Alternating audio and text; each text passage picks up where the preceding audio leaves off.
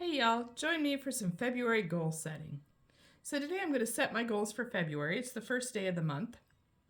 And the first thing I want to do is look back at January and see how did January go. So I'm just going to kind of list out here what I had for January. So each month I set 10 goals and I use the daily grind system, and I can show you guys how that works if you'd like.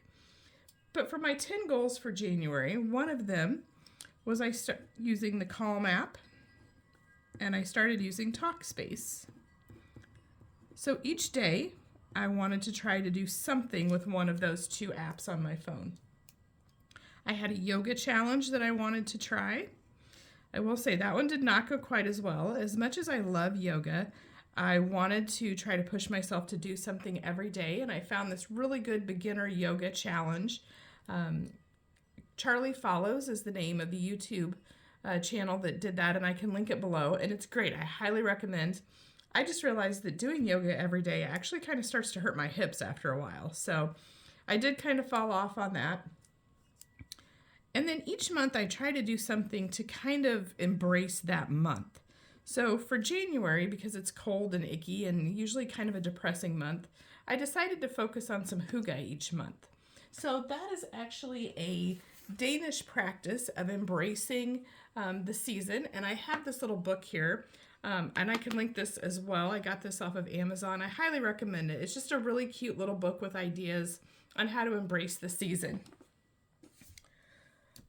My next goal was TikTok, which is kind of funny. I didn't actually plan on making TikToks. My thought was that if TikTok was going away, I needed to start actually saving all of those recipes that I had on there somewhere else and maybe start trying them. So that's what I started in January, and by the end of the month, I was actually making my own TikToks. And then my next goal was to work on my Know Your Worth. So I have a book, and it was written by Angie Belmar, who does the Daily Grind planners as well. And the book is called Know Your Worth. And I'll try to hold it here so you can see it without getting it in my candle. But it's a really neat book. It's very interactive. It's filled with all kinds of quizzes and different things like that. It's a 31-day challenge. But what I've noticed is sometimes when I try to get things done that quickly, I don't take the time to really focus on them or put the effort into them that I wanted. So I'm actually dividing it up into 2 months. So I did the first half of the book in January. My next January goal is my closet, which I call it Calvin's room. So my oldest son, Calvin, had moved out quite a few years ago, and we are changing his old bedroom into a big closet for me. So we've been working on that, and my goal was to get that done, but unfortunately a lot of the things that need done are not really things that I can or want to do. So my husband's doing a lot of that when it comes to like tearing up the carpet and that type of thing. And then going outside every day. I am terrible about going outside. I love to just get cozy on my couch in my living room, especially when it's cold outside. So going outside at least for a few minutes every day was one of my goals for January. I had a no spend goal for January. I wanted to have 20 days where I did not spend any additional money other than bills or groceries. I did pretty good on that one, I think. I had joined Weight Watchers. I've tried it a few times. I go back and forth with it, but I wanted in January just to kind of try it again. I knew they had some changes that they made. I got a special offer deal to sign up. So I did. So my goal in January was really just to track, and it didn't really matter to me how I did with the point system other than to just kind of get an idea of where I was at currently. And then my final goal was 6,000 steps. And that may seem kind of low, but I work at a desk job, and I notice that, again, especially in January, I spend a lot of time sitting on the couch. I sit at work, and then I come home and I sit again.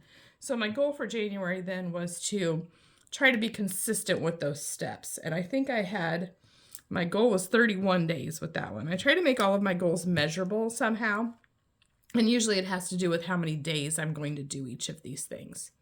So just to reflect on those goals and see how did I do with them and which ones do I want to carry into December? Nope, into February. We're not going backwards, we are going forwards. How many do we want to carry into February? and how many of them can we move past? I will tell you, I am not planning on editing this video. I'm just going to push through. So if you hear my obnoxious cuckoo clock in the background, that is what you're hearing right now. There is not a bird turned loose in my house. So for December, I think that I want... Did I say December again? Oh my goodness, I really am trying to go backwards. For February, I think that I am good with this one. I feel like the Talkspace has been going really well. Calm is an app that I pay for, and I just want to try to make sure I'm getting my money's worth in using it, and I'm feeling comfortable with that. So I feel like I can cross that one off the list and maybe add something new this month. The yoga challenge, I'm happy with that. I've learned a lot about myself, and I've created some good habits, and I know that I don't have to do it every day, and I don't have to feel guilty that I'm not doing it every day. But I always do want to have some type of movement challenge. So for February, I'm going to come up with something different. Sometimes I like to do maybe like a squat and lift type of challenge where I increase the number of reps each day. Sometimes I like to do maybe a bingo card where I try some different things and make bingos with it. So I'll come up with an idea for that and maybe do another video on a movement challenge. Hygge, again, I loved that for January. I think for February, just kind of following something seasonal, I'm going to set a goal to romanticize my life. And by that, I mean just kind of like this, having this cute little pink candle lit while I'm working on my goals. Maybe it's using the china to eat frozen pizza off of. Just little things that I can do throughout the day to just kind of make it feel romantic. TikTok, I feel pretty good about that one. I think what I'm going to do is I'm going to cross that one, and I'm going to focus on making more YouTube videos and maybe using TikTok as a platform to promote those.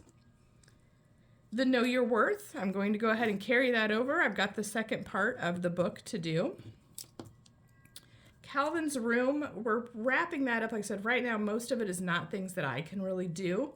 When it gets done, I will start to set up my clothes and that type of thing. But I think what I want to do is maybe do like a tidy declutter type of thing where each day I find something to work on so that I'm not waiting until everything is the last minute to get cleaned up. Outside, I feel like I probably should continue to do that. But I think I'm going to take it off as a goal and maybe open up space to have something new here. The no spend, I do like that, but what I want to do is I want to work on creating a budget and sticking to it. Create and use budget is what I will call that. And I'll get that all set up in my planner as well. For Weight Watchers, I'm going to continue to use that app, but I want to start to focus on my points and maybe have a goal of a certain number of days during the month that I stay within my points or that I don't go over. And then the 6,000 steps, again, I like that, but I think I'm going to open myself up to have room to come up with another goal. So I think that, let's see. I do have a paint by numbers, and I'd like to work on that. So I'm going to add that as a goal. I'm going to complete my paint by numbers kit that I purchased, and I just got that at Five Below. But it was a really cute little small one. I feel like it's manageable and not overwhelming. And then I want to get better about no phone in bed. I want to start charging my phone in the other room and just not even taking it into bed with me. And I've got one more opening here. Let's see.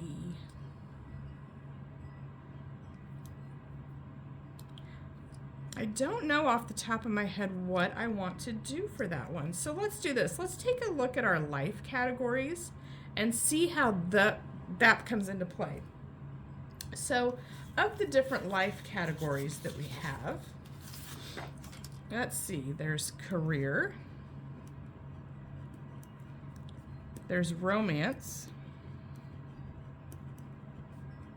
health, family, friends, growth, home,